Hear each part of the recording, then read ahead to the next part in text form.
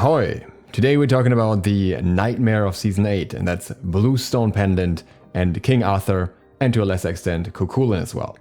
The synergy between these gods and this item cannot be overstated, and it's something that I wanted to dig a little bit deeper into, talk about why it's strong, what it's strong about it, and also if it can be countered, and if yes, how. So we're going to do a lot of detailed breakdowns, and I also found some very interesting things about how exactly Bluestone Pendant actually works, which means Bluestone is even better than you may think. Before we get into the topic, I very briefly want to talk about something else. Many of you probably know the pro player Refer, or maybe you know his girlfriend Tigress. Their house in the UK was recently hit by a flood which destroyed a lot of the building as well as a lot of their technological devices, and they have set up a GoFundMe. The link's down below in the description and mean a lot to me if you could support them. And before anyone asks, yes, I donated as well, I just didn't know that it hides the last name.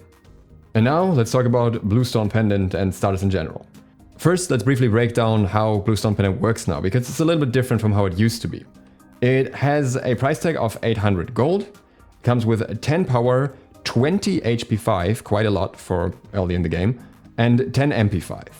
In addition to that, hitting an enemy with an ability procs the passive of this item, and this passive deals additional 25 physical damage to the target over 2 seconds.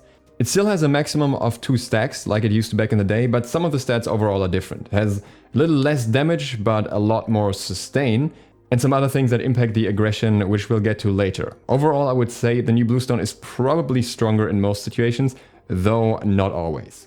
Now obviously, when this item was announced to return, the first god that everyone talked about was Sun Wukong, who used to be very strong with old Bluestone Pendant. But people quickly realized, hey, we have some new gods now who could make very good use of that, and one that especially stands out here is King Arthur. Again, this also works well on Cuchulainn, but I'm going to focus on King Arthur here because that's the one that I had the chance to try extensively. King Arthur can constantly apply damage to enemies with abilities, and therefore can constantly proc Bluestone's passive. The only thing that would somewhat restrict it is the fact that Bluestone's passive is only 2 stacks at best, but actually that is to King Arthur's advantage, and we'll get to that. So when King Arthur was playable on PTS, many people thought that he was just vastly overpowered, and my initial impression was like that as well. For a while we even banned him from customs since we figured it would not be fun for anyone who would have to lane against him. But then I started looking for solutions. I talked to Gamma Tommy on Twitter, and he pointed out to me that he actually had success with Warriors X against Bluestone on Tyr. I initially assumed that this was mostly a thing of playing Tyr, who works decently into King Arthur and has a decent amount of self-sustain, but I wanted to see what it was about, and when versing someone with Warriors X as King Arthur with Bluestone, I actually ended up struggling a lot. Now, it is worth noting here that I was playing King Arthur on high ping, and you know that King Arthur on high ping just doesn't work because his basic attacks basically drag him around weirdly, and you can't do the cancels properly, so take it with a grain of salt. The matchup would not necessarily always turn out like it did for me here against someone who plays Jormungandr excessively. But what it showed to me was that King Arthur can be dealt with Bluestone, and he can't just brute force his way through everything by just building high power along with Bluestone Pendant. And that was a good start because it meant that not everyone could just win lane by spamming buttons with King Arthur. So I looked into that more because I wanted to see what was happening here, and also if we can get a better counter than Warriors X, and spoilers, yes we can. But we'll get to that later. First, we have to understand how Bluestone works now, because it was actually changed. While this isn't written anywhere in the passive, it works differently in terms of ticks now. Bluestone Pendant used to be 2 separate ticks of 15 damage, but now it is 4 ticks of 6.25 damage. And this makes a massive difference because it changes how this is affected by damage reduction. Now first, let's see some of the competing items side by side. First one here would be Warriors X, which comes in at 600 gold, so a fair bit cheaper. Comes with 50 health, 15 physical protection, so some protection right off the bat against the damage from Bluestone, 10 magical protection, and 2 damage reduction. The passive here is a true health steal. So when you hit an enemy every 10 seconds, you steal 25 health from them and add that to your own health pool. Due to the 10-second cooldown, it isn't as much of a bully item though. Then there's another option that was also used in solo a fair bit, which is Mannequin Scepter. Mannequin Scepter is at a price point of 750 gold, so relatively expensive, and only comes with 15 physical protection in terms of defensive stats. However, it comes with 3 damage reduction. The aggression potential for basic attack focused solos is also comparable since it comes with 10 basic attack damage.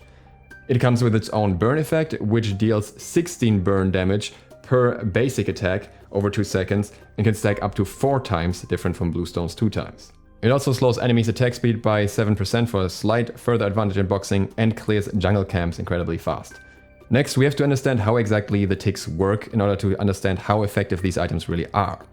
If we use one ability while having Bluestone Pendant against a target that only has base protections, then it'll tick for 5 damage per tick. If the enemy has Warrior's Axe, then it'll instead tick for 3 damage per tick because of the 2 damage reduction. If that same player has Mannequin Scepter, then it'll only tick for 2 damage because of the 3 damage reduction. But, and this is very important, this changes when 2 ticks are applied. When Bluestone Pendant is procced twice, when you've used 2 abilities, then these ticks are combined. That means against a target with base protections, this would simply do 10 damage instead of 5. But if the target has Warrior's Axe, this will still do 8 damage because it's just this 10 damage reduced by 2. And the same applies for Mannequin Scepter, where the new damage is now 7 per tick. This is significantly more than if both ticks were individually reduced by the damage reduction. And it gets worse, because the ticks actually stack and refresh. What does that mean? Let me explain with an example. What I assumed was that if you hit an enemy with an ability, it would tick for whichever damage you have 4 times. So in this example, it's 6 damage 4 times. And then if after 3 ticks you would use another ability, it would only refresh the duration and give you that 1 extra tick where it's 2 instances of damage, 11 damage in this case because of the rounding. So you would end up not actually adding any extra damage, but just taking it out twice. That is not the case. What happens is that when you hit the second ability, the damage from the first ability also gets refreshed. So you would end up dealing 6 damage 3 times and then 11 damage 4 times, which effectively gives you a damage bonus. And you could loop this further, you could continue this by just using a single ability every 3 ticks. And now you can see why guards with very heavy ability rotations like King Arthur can use this item so well. You can consistently keep these ticks very high if you're able to apply that many abilities to an enemy guard. What that means is that damage reduction is not as good here as it may seem at first glance, as long as the enemy is really spamming abilities into you.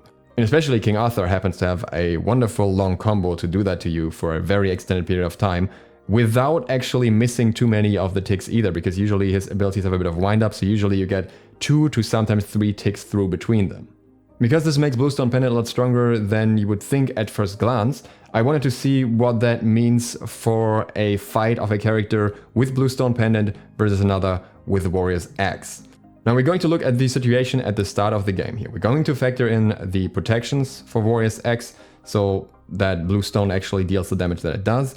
We're not going to factor in the power or the health, because that's not really what this part is going to be about, but rather to see how the item passives stack up.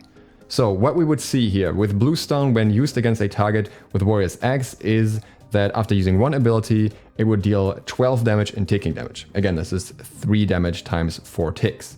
With the Warrior's Axe, we would deal 25 true damage, protections don't matter here, but we'd also steal 25 health from the enemy. So if both players would just hit each other with one ability, then the user of Warrior's Axe would have 38 more HP than the user of Bluestone Pendant. So that looks pretty promising for Warrior's Axe. However, if you use 2 abilities, the gap is a lot smaller. Again, I already explained how that works now, why the difference gets smaller. And now we can see that we have 41 damage here with Bluestone versus the target with Warrior's Axe, versus the 50 damage of Warrior's Axe. So the damage difference in favor of Warrior's Axe here is only 9 HP at this point. And the more abilities you add, the worse it gets. If we use 3 abilities, then Bluestone deals 65 damage and comes out on top by 15 health. With 4 abilities, it's 89 damage, so you actually come out on top by 39 health versus the target with Warrior's Axe. So seeing this, you could think that they're almost equal overall, and you can only use Bluestone Pendant on characters that have a ton of spammable abilities, or on guards that have a lot of range and can poke the enemy where they can't poke back. That is not the case though if we include another stat that's on Bluestone Pendant. Bluestone Pendant also comes with 20 HP 5. Or in other words, 40 health per 10 seconds. And this is something we have to factor in here because Warrior's Axe can only proc every 10 seconds. So if we want to know the full health difference between them, we have to know how much sustain you get extra with Bluestone that kind of offsets the health steal that Warrior's Axe has. And if we include that, then the numbers look very, very different. Suddenly, even if you hit the enemy with one ability only, the health swing is already 2 health in favor of Bluestone Pendant.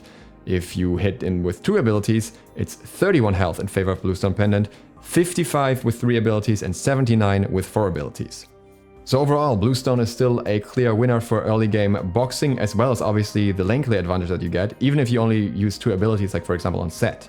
But as always, there's more to the story. First of all, we have to keep in mind that Warrior's Axe is 200 gold cheaper, which could allow you to buy a lot more potions, or maybe start with a protection item along with your starter, various other things that could increase your survivability against Bluestone Pendant further.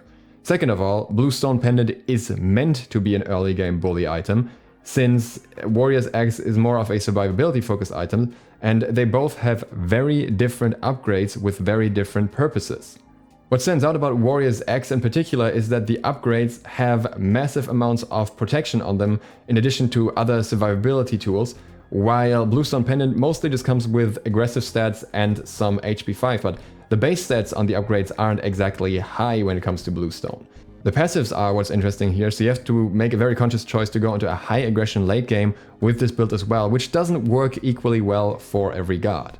Now, of course, we could also build Mannequin Scepter instead, but that is something that you can't really calculate the same way because it doesn't come with the same internal cooldown. Mannequin Scepter will probably deal more damage in most trades, since not only does it come with an easier to apply tick, because basic attacks you can usually get a few more off, it also has a huge amount of damage reduction to specifically negate Bluestone. The downside of Mannequins for solo laner is that it doesn't come with any built-in sustain, and that means you have to get your sustain elsewhere, which is possible with some characters, but generally a little bit harder, and in terms of wave clear you might fall behind a Bluestone user as well. On the other hand, you get an advantage in jungle. But as we're already speaking of jungle, there's a bit of a bigger underlying problem here when it comes to King Arthur. While I demonstrated that Warrior's Axe can kind of hold up against Bluestone to some degree while in lane, that doesn't keep the solo laner from rotating. And what I noticed in my games was that that was a much bigger problem than the trades in solo itself, because King Arthur would just shred through mid laners very, very easily, apply tons of damage to them very, very quickly, with not much of a response from them because they don't have the same defensive tool, they don't have the same damage reduction. Junglers can kind of counter it by building Mannequin Scepter, but that's also not effective or equally effective on every jungler. This obviously brought me personally back to King Arthur Jungle, which honestly works surprisingly well with Bluestone. His clear is actually pretty good. But thinking even further than that, you could even play a King Arthur support and bully the enemy ADC out of existence. Even the enemy support would likely not have any damage reduction, since the support items don't offer that and you don't really expect a King Arthur support. You'd obviously have to get your CC elsewhere, but I feel like you'd basically get handed a free duo lane for the vast majority of the early game in most matchups. So while Bluestone as an item in solo is maybe not that scary, I would still think it's relatively concerning as an item in general. And that's not to mention that hunters can also build this, so you could go super aggressive with an Ullr, for example, in dual lane as well. Imagine having a King Arthur plus Ullr dual lane and just getting spammed with this effect from 2 enemies over and over. I don't want to be in that situation. That said, there's an even more interesting counter to this item that was probably not even meant to be used this way. And that one I'll show you in a gameplay later today, and then we'll see if it's actually effective enough and actually does the job here that I was hoping it would do. So stay tuned for that one. That video is coming out in a few hours, and if you don't want to miss that and you're new to the channel, feel free to click the sub button and maybe the bell. Again, I'd greatly appreciate it if you would support Rapher and Tigress as well. With that, thank you guys for watching. I hope to see you for the next one later in just a few hours. Duke Sloth, out.